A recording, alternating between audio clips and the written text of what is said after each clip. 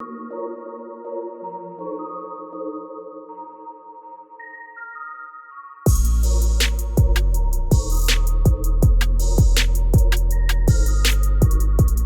welcome to the show. Fantastic to have a fellow Steve on the show. That's always a good thing.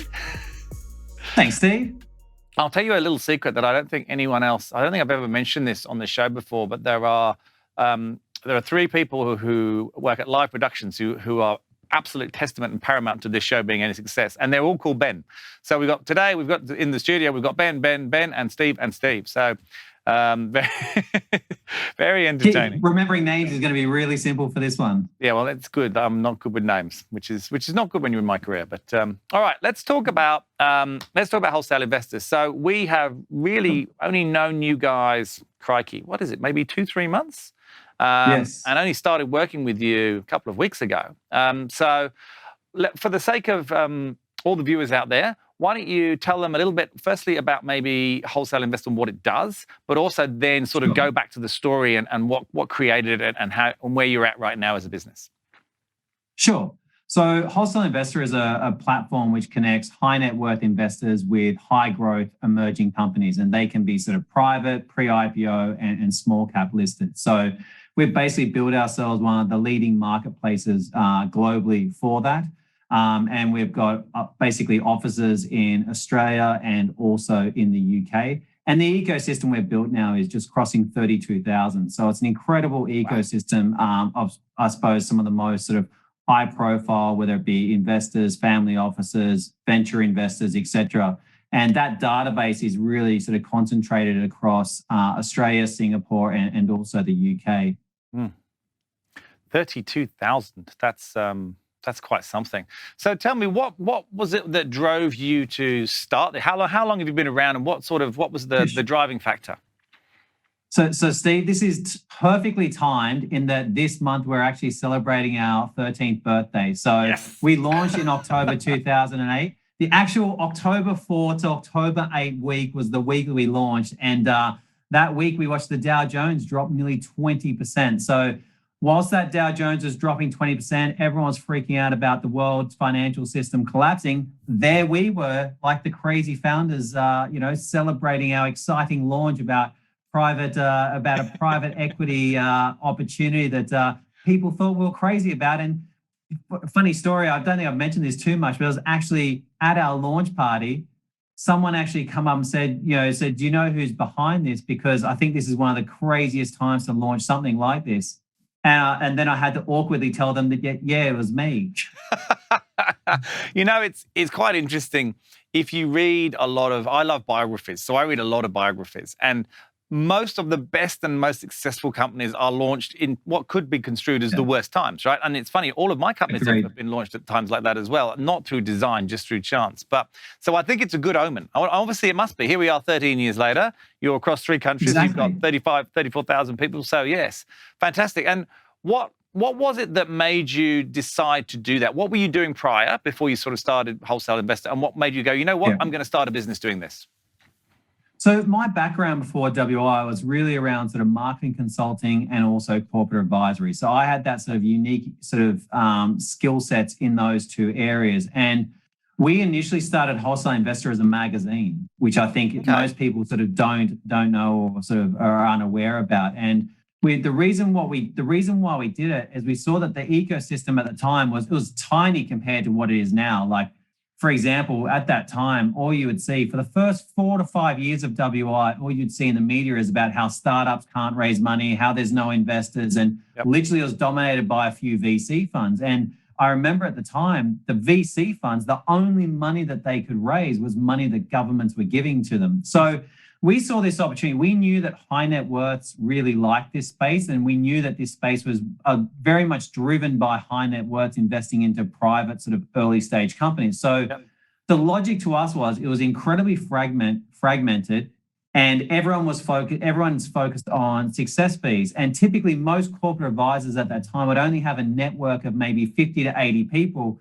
And they would just take out their deals to that 50 to 80 people. And if they can't get a raise, then it's effectively done, right? So we thought there must be a great way to concentrate an investor database and then curate sort of high growth opportunities for that database and then provide a marketplace for them to come together. So it started as a magazine, and then that was the first version of WI. And then the second version was an online to offline strategy where we would generate interest online for opportunities and then take them offline at showcase events, conferences, etc. And in 2018, we did 48 live events across 7 countries, which was pretty much the craziest year of my life. And also the time you think about decision making, also a time where I decided I never want to do that again. And it was also, I realized that the industry had exploded and it also was just as fragmented. Everyone was trying to control their little bit of turf. And the way we see is this space is empowered by ecosystems. It's empowered by people that can actually make a difference with businesses. And you see, while most people only want to talk about the success stories in the headline, what people don't see is the investors, the service providers, the people that go in to make a difference in those companies. And to me, that is the power of the ecosystem. So we started then thinking about how do we provide a platform to be an end-to-end solution to provide for that and effectively assist companies from the start right through to the end. And then that way, from a capital raising perspective, they can save time, save money, and improve their efficiency, and basically raise capital smarter, I think is the simplest way to say it. And so everything else we've done is designed around that sort of core philosophy, which is basically why in the last sort of 18 months, we've gone from a team of 18 to a team of 50. It's actually 52 now. And our growth has just taken off. So, it's that thesis has proven accurate so far. And now we're just accelerating that growth and really sort of doing everything we can to empower the ecosystem of companies and investors that we work with. Yeah, absolutely. That is enormous growth. So if you go back to the beginning, you talked about the fact that there were people with sort of small pockets of investors and there wasn't an easy, clear way. When you started that out, how did you go about getting, I guess, that platform? How did you go about acquiring that sort of data? And then how did you go about getting and letting the startup community, which then was not an easy community to sort of communicate with. There weren't forums, there weren't meetups, there wasn't really anything. How did you go and find them to get them to come and look at your platform to open themselves up to this? How did that all occur?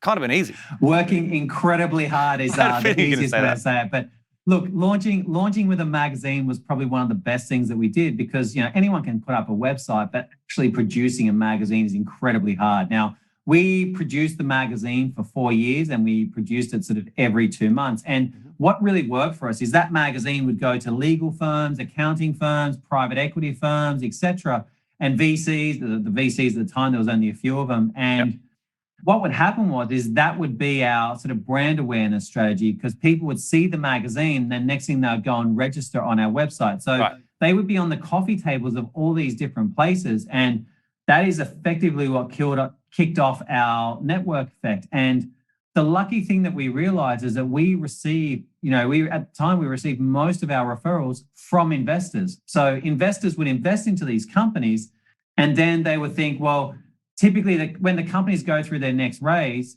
they would then think, okay, well, I saw this interesting publication. How about I introduce this company to it? And, effectively that's how we sort of built and as you know, it's incredibly rare to build a 3-sided marketplace where you've got investors, companies, and also industry. And we were just super, super lucky that we sort of built that right from the start. And, and obviously it's just continued in growth. Absolutely. I can't imagine there are many what you would consider tech businesses that started out by being a magazine. In fact, I can't think of any others right now at all.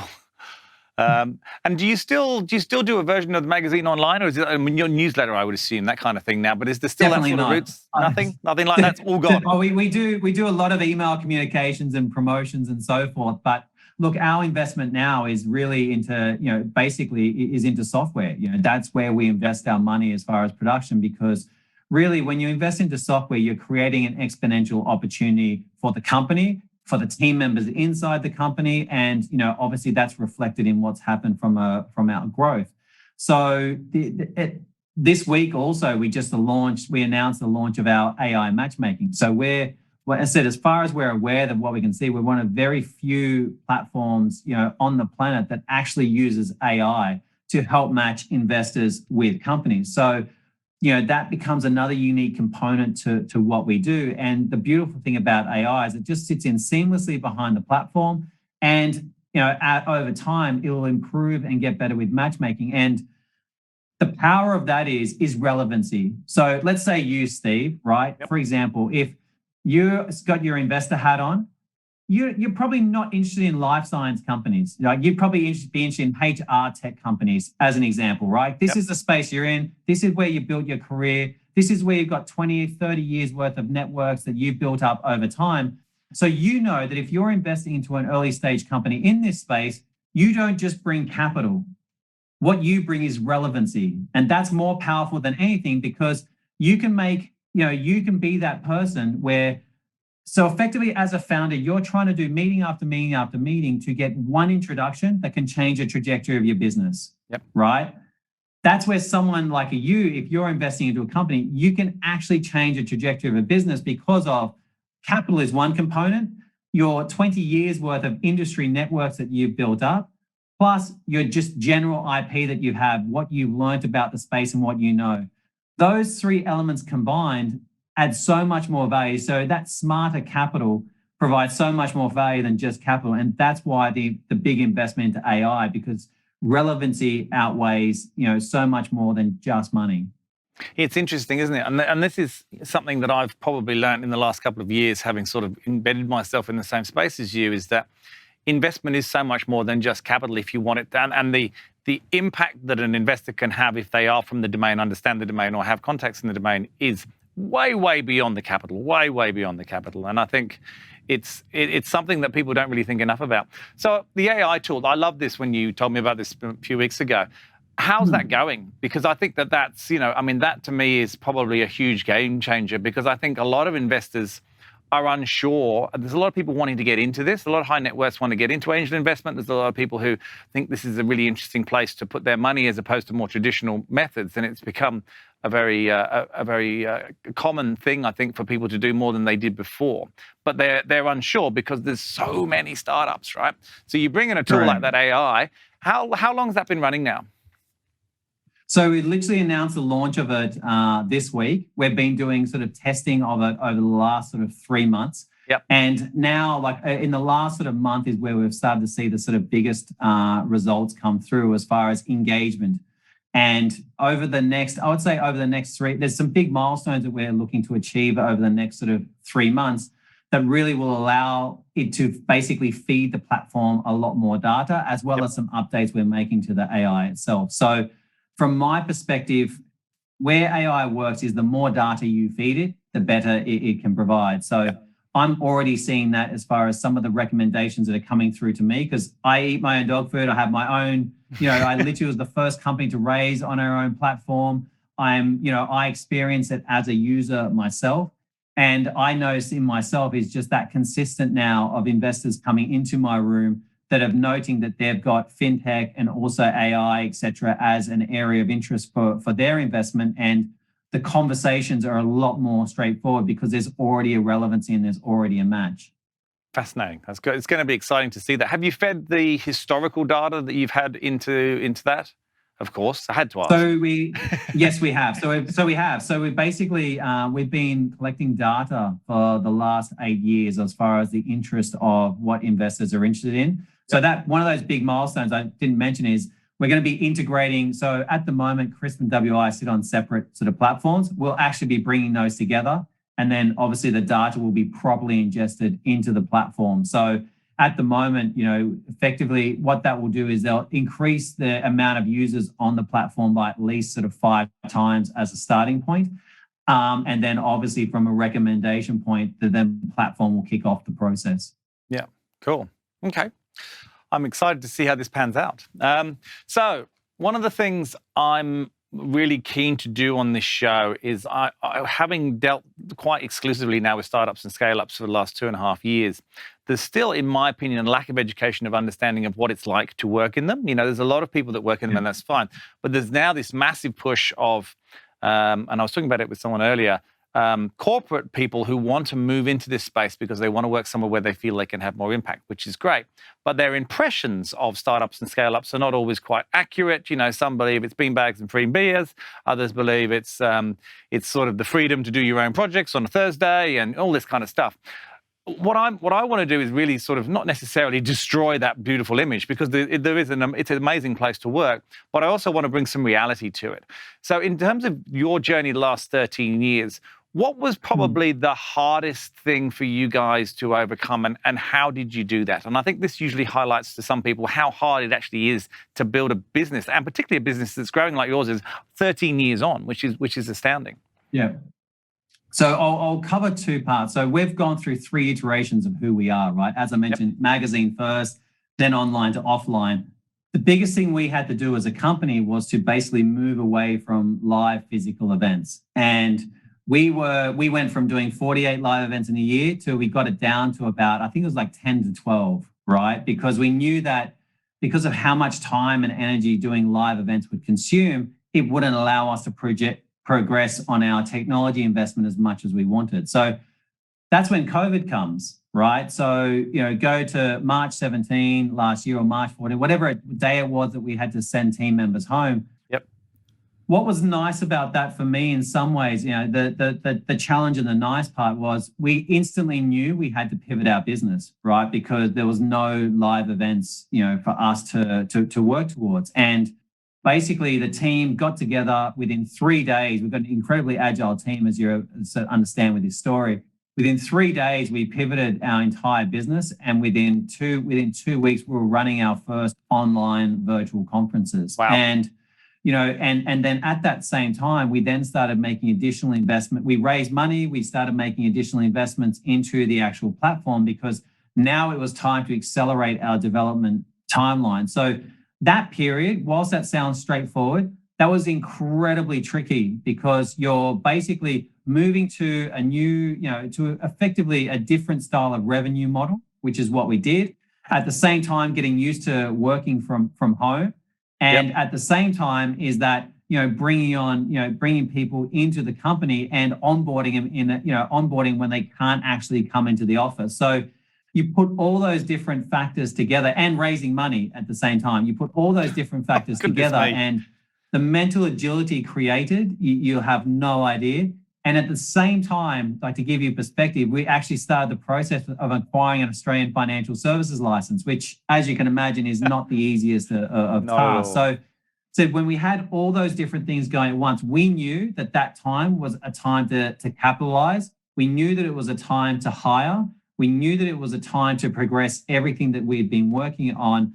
And what was the great thing is, from a team perspective, is that every team member that come on board, they get their opportunity to shine. So I think the easiest way to say is that if there's corporates that are coming into startups, you can be across, you're obviously, the first one is highlighting that you're not pigeonholed.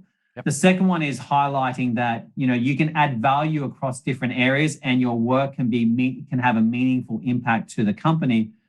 The third part to that is that they can sometimes progress their career further because there is that opportunity to have a stronger sort of impact, in a smaller company. And we've had people come into our company, over the last sort of 12 to 18 months that are now leading teams of, between sort of 4 to 8 people. And it's incredible to see that progression in such a short period of time. Yeah, absolutely. So when you did that pivot, I'm interested, when you were doing your live events, which wasn't that long ago, you essentially moved that into an online forum. Tell me how the events work. So obviously you've got high net worth investors coming to those events. What do you actually present to them during that event? Do you actually get the companies come up and they will have essentially had their maybe profiles shown to them before in a digital format, and then they come and they actually do a presentation, a bit like a pitch night? Is it that kind of thing? Is that how it works? Yeah, like we were the original pitch night creators. Like we were doing pitch nights before they were called pitch nights. So, for us, the companies would come up. We would typically have like a keynote speaker, maybe have a panel session. But the real focus of the event, of the conferences, was the companies coming up and pitching. So they get up, they present themselves for 8 to 10 minutes, and then afterwards we allow for networking with the companies that are featured. So typically investors are conditioned that they like to see companies' pitches, And then whilst they're looking at those pictures, they're also Googling them. They're looking at what information, they're looking at what's happening in their deal. They're looking at the information in their deal room. All we did now was just seamlessly integrate those. And we learned that there's a lot more, you have to have a lot more sort of touch impacts along the way because it's online. Whereas in a live event, meeting face to face can have a much more transformational impact as far as on someone, as far as that like, trust, respect that an investor needs to have before they invest into a company. Yeah, absolutely. Absolutely. How cool is that? All right. So you mentioned it briefly earlier. You've got people in London now, and we're obviously helping you in London as well as here. And you talked about Singapore. Where's the future? Where's the company going? So we obviously be aggressively building, obviously across Australia, UK, Singapore. We basically manage from Australia, and we've also got some connections. One of our shareholders is based in Canada. So for us, we're obviously they're basically the 4 core markets that are of really strong interest for us. At the moment, we believe that in the next 2 years, we believe that the UK will take over the size of what we're doing currently in Australia, just because of it's a massive ecosystem of companies in the UK, and we've got a nice little niche that we have that we can sort of capitalize on there. We'll be aggressively building the database. We're looking to build it from 32,000 to 100,000. Wow. From a company's growth standpoint, it's really just we want to obviously keep growing the team, keep building. Really, I suppose, from a software development part, everything that people do as it comes to capital, we want to facilitate via our platform, Chris. So we're basically moving towards a product-led company in that, in the sense that everything is focused around the actual product and not so much on the events. And from the investor side, we want to spend a lot more time empowering the investor community with education, access to speakers, access to content, etc. So if we can empower companies, if we can empower investors about how they work with each other, the outcome is just achieving a raising, I suppose, of the standard and of the opportunities that get created in our sort of ecosystem. Cool. All right. Sounds like it'll be easy. Oh, yes, because building a startup is always easy, and building growth and working with founders is always easy. That's the message we want to get out. Yes, absolutely. It's just anything but, isn't it? All right, let's take a little bit of a change of tack. Talk a little bit about you. I want to know, over the last 2 years, obviously your business has changed and adapted to what's happened. You've had 3 iterations of your business. If we look at you, how about yourself? The last 2 years has changed, I think, everybody in some way.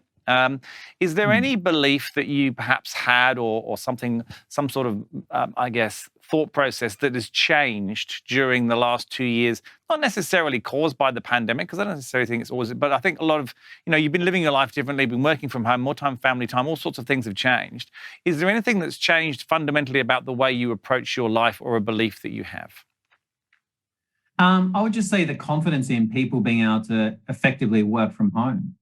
Yeah, good answer. I think is really, because 2 years ago it wasn't really a thought. The expectation is every team member comes into the office every single day, and you'd hear about companies that would have set up remote working sort of setups for their company, and that was sort of to me that was a bit far beyond my imagination of being a. So when it's forced upon you, and then you get comfortable, and then you realize that, hang on a second, I'm getting less interruptions during the day.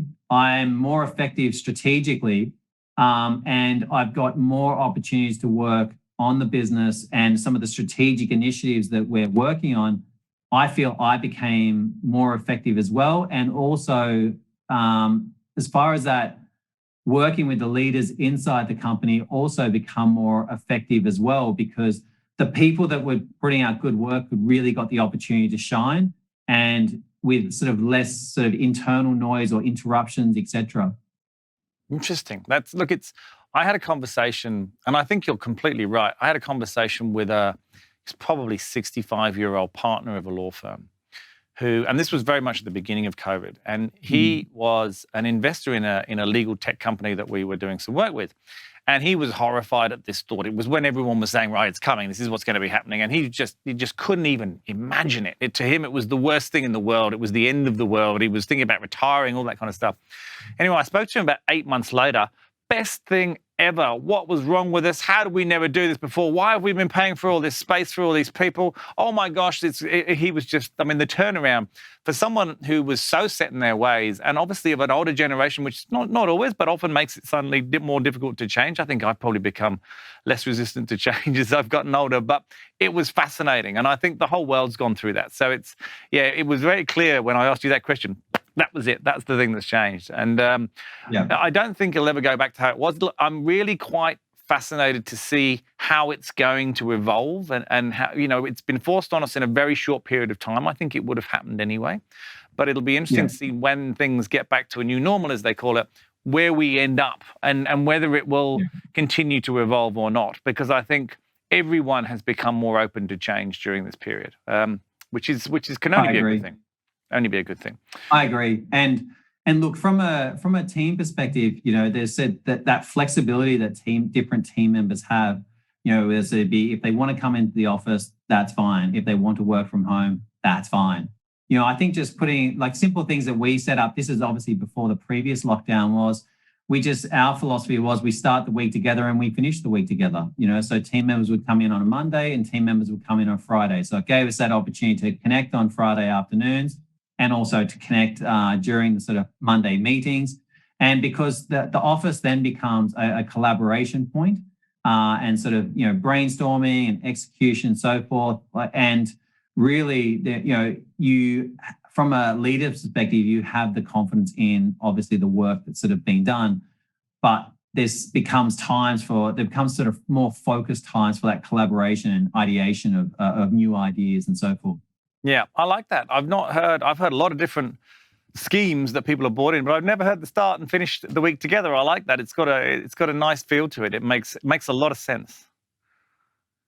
So next question. You can pick and choose how you answer this one, but it's either books or podcasts that have had an impact on you. And they don't have to be business related. It's really just people like recommendations. There's so much noise out there. Anyone's always open to hearing what other people are doing. Is there anything that has particularly stood out for you or that you're currently excited about? I'd say podcasts. I watch far too much that comes out from anything ARK Invest.